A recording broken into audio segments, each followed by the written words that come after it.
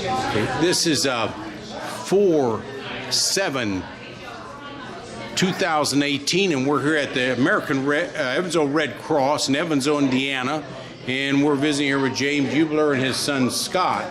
They're from Ferdinand, Indiana. He's getting ready to go on the honor flight to Washington, D.C. He'll go on May 5th, 2018. We're very fortunate to have him here. He was in the U.S. Army, and he was over where they tested for a lot of atomic explosion in the Pacific, and we'll get to that and let him talk a little bit about that, because that's very important in our Cold War from about 1945 all the way to 1989, and he saw a lot of the testing that happened. So, James, tell us when you upped and where you went to boot, and then where you went to the service.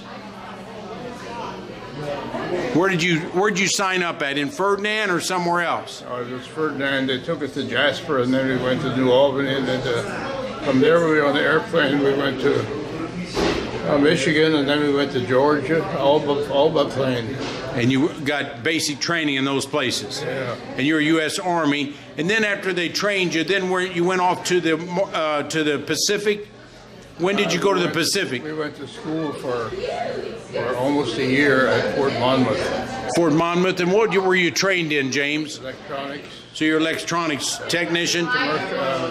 Communications. Communication. And so then you left there and spent some time in the Marshall Islands. Tell us what islands you were on.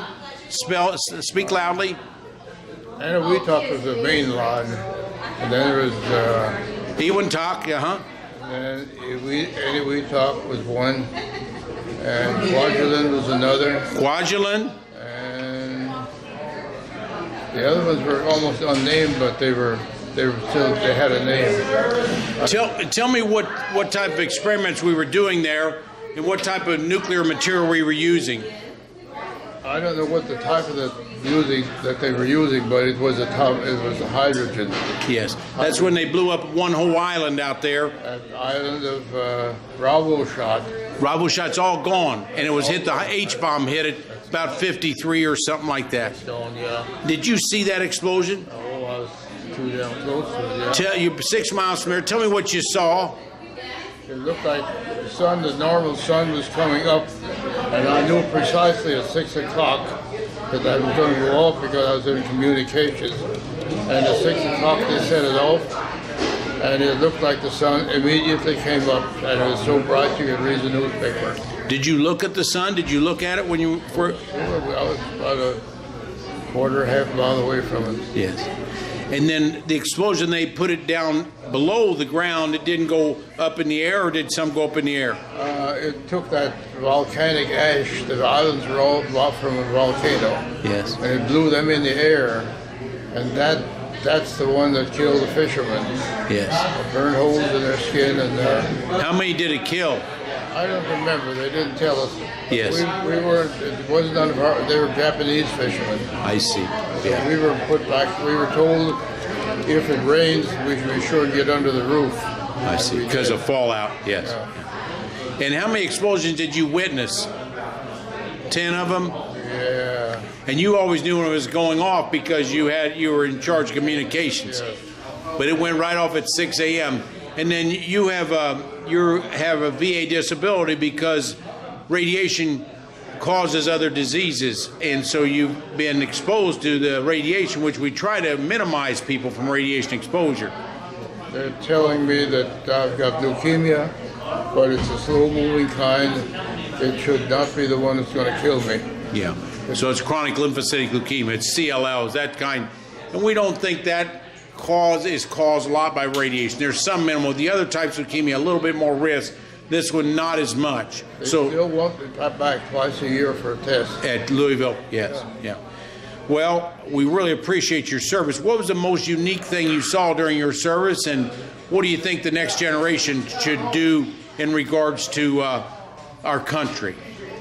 I learned to know Paul Tibbets. He was a general was his rank, and he was just like you and I, common as an old shoe.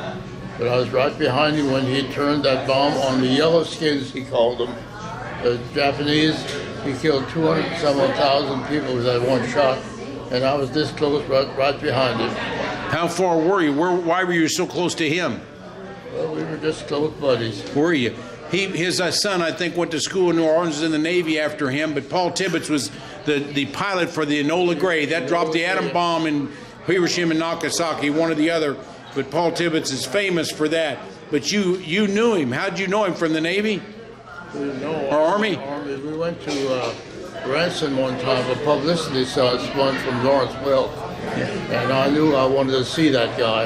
Yeah. And you know, I spent a half an hour, my wife and I, with him. He just with one story after another. I ended up buying his book for $17. Enola Gay. Yes. Finally, after so long a time, I said, Paul, you answered all my questions, but what is Enola Gay?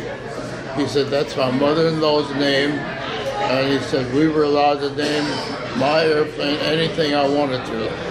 That was his mother. I never knew that. His mother-in-law's name for Paul Tibbets. Yeah. For him. Yes. But then I saw another picture that I took from